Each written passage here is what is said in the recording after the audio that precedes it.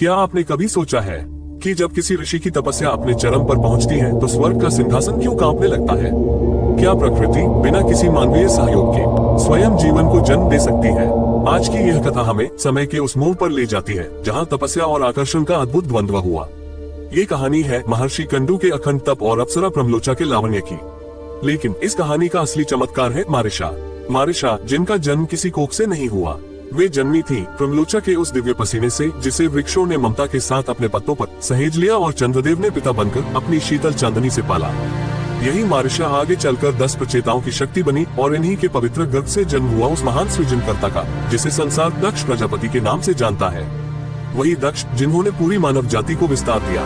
यह महज एक पौराणिक कथा नहीं है, ये प्रमाण है उस समय का जब तप, प्रेम और प्रकृति मिलकर ब्रह्मांड के अस्तित्व को रच रहे थे। प्राचीन काल में गोमती नदी के पवित्र और शांत तट पर महर्षि कंडू निवास करते थे। वे सांसारिक मोह माया से दूर वन के एकांत में रहकर गहन तपस्या में लीन थे। दिन बीतते गए, महीने बीते और वर्षों का समय भी गुजर गया, पर ऋषि का आसन ज्यों का त्यों बना रहा। उनकी तपस्या से उत्पन्न तेज इतना प्रबल हो उठा कि उसकी आभा स्वर्ग तक पहुंच गई। देवताओं को आभास होने लगा कि यदि ये तपस्या पूरी हो गई तो सृष्टि का संतुलन बिगड़ सकता है। और इसी आशंका से स्वर्ग के राजा इंद्र के मन में भय जाग उठा। इंद्र जानते थे कि ऋषियों को बल से नहीं बल्कि केवल काम के प्रभाव से ही विचलित किया जा सकता है। वे मन ही मन डर गए थे कि कहीं यह महान ऋषि अपनी तपस्या के बल पर उनका सिंहासन न छीन ले।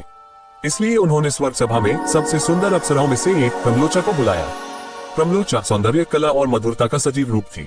इंद्र ने कामदेव, वसंत और मन, पवन की सहायता लेकर उसे आदेश दिया, पृथ्वी पर जाओ और महर्षि कंडू की तपस्या को भंग करो।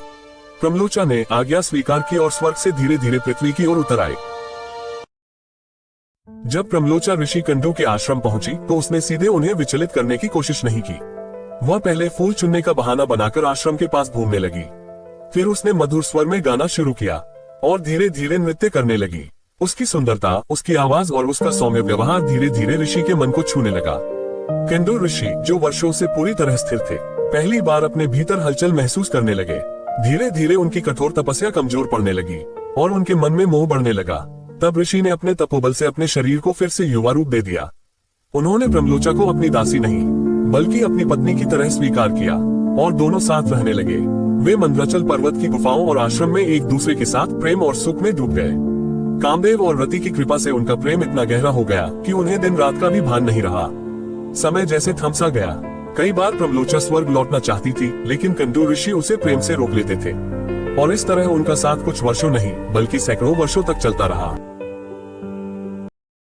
एक संध्या के समय अचानक कंडू ऋषि उठे और संध्या वंदन की तैयारी करने लगे। ये देखकर प्रमलोचा हल्के से मुस्कुराए और कोमल स्वर में बोली, स्वामी, आप किस संध्या की बात कर रहे हैं? ऋषि ने सहज भाव से कहा, आज की संध्या का समय हो गया है, मुझे पूजा करनी है। तब प्रमलोचा शांत होकर पर गंभीर स्वर में बोली, ऋषिवर, जब मैं आपके आश्रम आई थी तब सचमुच सुबह थी, पर आपके साथ रहते रहते समय बहता चला गया। मैं पृथ्वी पर केवल कुछ घंटे नहीं रही बल्कि 907 वर्ष, 6 महीने और 3 दिन बीत चुके हैं। जैसा कि ब्रह्म पुराण में उल्लेख मिलता है, कुछ ग्रंथों में इसे लगभग 1000 वर्ष भी कहा गया है। ये सुनते ही कंडू ऋषि का हृदय कांप उठा। उन्हें ऐसा लगा जैसे उनके पैरों तले धरती खिसक गई हो। उन्होंने स्वयं से कहा, धिक्कार है मुझे, मेरी वर्षों की तपस्या नष्ट हो गई। वे भीतर से व्याकुल और क्षुब्ध हुए, पर उन्होंने प्रमलोचा को श्राप नहीं दिया, क्योंकि अब वह केवल अप्सरा नहीं थी बल्कि उनकी पत्नी बन चुकी थी। साथ ही ऋषि समझ गए थे कि प्रमलोचा ने ये सब अपने मन से नहीं किया था, वह तो केवल इंद्र के आदेश का पालन कर रही थी। इस बोध के साथ उनका क्रोध शांत हो गया और उनकी पीड़ा करुणा में बदल गई। ऋषि को अपनी भूल का गहरा बोध हुआ, परंतु उन्होंने क्रोध, प्रतिशोध या श्राप का मार्ग नहीं चुना। उनके भीतर पीड़ा थी, पश्चाताप था, पर घृणा नहीं। उन्होंने शांत स्वर में प्रमलोचा से कहा, तुमने अपना कर्तव्य निभाया, अब तुम जा सकती हो। ये सुनकर प्रमलोचा का मन भर आया। वह दुखी भी थी और भीतर कहीं भयभीत भी। फिर भी वह कुछ न बोल सकी, केवल नतमस्तक हुई और आकाश मार्ग से धीरे धीरे स्वर्ग की ओर लौट चली। जब अप्सरा प्रमलोचा कंडू ऋषि से विदा लेकर स्वर्ग की ओर चली, तब कंडू ऋषि अपने आश्रम लौट आए। उनके मन में न क्रोध था, न कोई कटुता। उनके भीतर केवल आत्मबोध और पश्चाताप का गहरा भाव था। उन्होंने कुछ कहा नहीं, किसी को दोष नहीं दिया और मौन में बैठकर साधना में लीन हो गए। उनकी आंखें बंद थीं, पर उनकी तपस्या का तेज अब भी पूरे आश्रम और आसपास के वातावरण में व्याप्त था। वह तेज शांत था, पर अत्यंत प्रभावशाली था। उधर आकाश मार्ग से जाती हुई प्रमलोचा के भीतर ऋषि के साथ बिताए गए अनगिनत वर्षों का प्रभाव गहराता जा रहा था।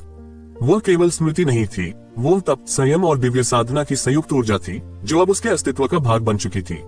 आकाश में उड़ते हुए उसी क्षण उसका शरीर हल्का सा कांप उठा। उस दिव्य ऊर्जा के प्रभाव से उसके शरीर से पसीने की कुछ बूंदें झर पड़ी। वे बूंदें नीचे गिरती हुई पास के वृक्षों के कोमल पत्तों पर जा ठहरी। वे साधारण बूंदें नहीं थीं। उन बूंदों में ऋषि की तपस्या का तेज और अप्सरा का दिव्य सार समाया हुआ था। वे जीवन के बीज थीं।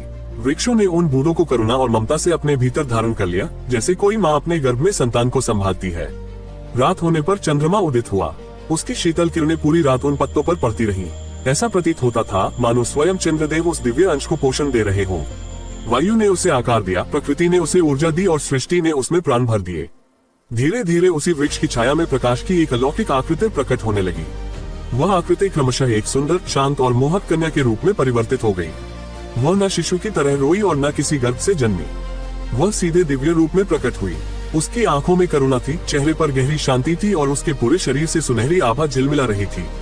क्योंकि उसका जन्म वृक्षों के पत्तों से हुआ था और उन्हीं वृक्षों ने उसे धारण किया था, इसलिए ऋषि मुनियों ने उसे वक्षी कहा, अर्थात वृक्ष से उत्पन्न कन्या। पर समय के साथ उसका प्रमुख नाम बना मारिशा। ये नाम उसे इसलिए मिला क्योंकि उसका जन्म दिव्य तेज से हुआ था और वह स्वयं प्रकृति की गोद से उत्पन्न हुई थी। जब अप्सरा प्रमलोचा मारिशा को ओस की बूंदों के रूप में वृक्षों पर छोड़ गई, तब वृक्षों ने माता बनकर उसे अपनी गोद में संभाला।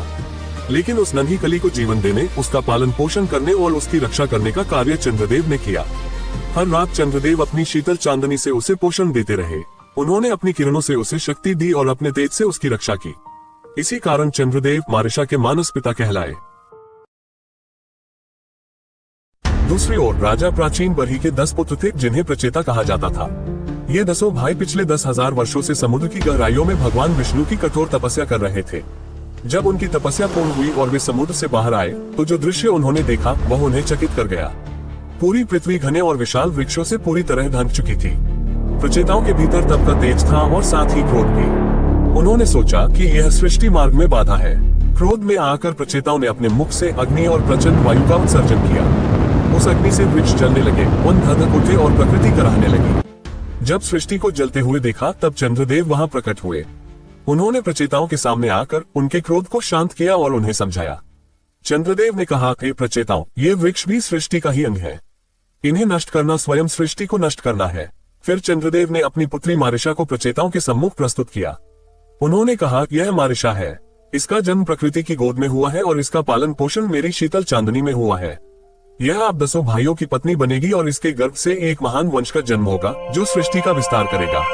प्रचेताओं का क्रोध उस क्षण शांत हो गया। मारिशा और प्रचेताओं के संयोग से एक महान आत्मा का जन्म हुआ। वह थे दक्ष। दक्ष कोई साधारण बालक नहीं थे, वे वही आत्मा थे जो अपने पूर्व जन्म में ब्रह्मा के पुत्र रह चुके थे। दक्ष ने घोर तपस्या की और भगवान विष्णु को प्रसन्न किया। भगवान विष्णु से वरदान पाकर दक्ष ने मैथुनी सृष्टि का आरंभ किया। उनकी संतानों से पूरी पृथ्वी भर गई, मनुष्य, पशु, पक्षी और देवता। सृष्टि के इस महान विस्तार के कारण दक्ष कहलाए प्रजापति दक्ष। इस प्रकार एक अप्सरा के अंश से जन्मी, वृक्षों की ममता में पली और चंद्रमा की चांदनी से पोषित मारिशा सृष्टि के विस्तार का आधार बनी। ये कथा हमें सिखाती है कि जब सब कुछ नष्ट होता हुआ प्रतीत हो, तभी कहीं न कहीं नए सृजन की नींव रखी जा रही होती है, क्योंकि विनाश के बाद ही सृजन की नई राह निकलती है।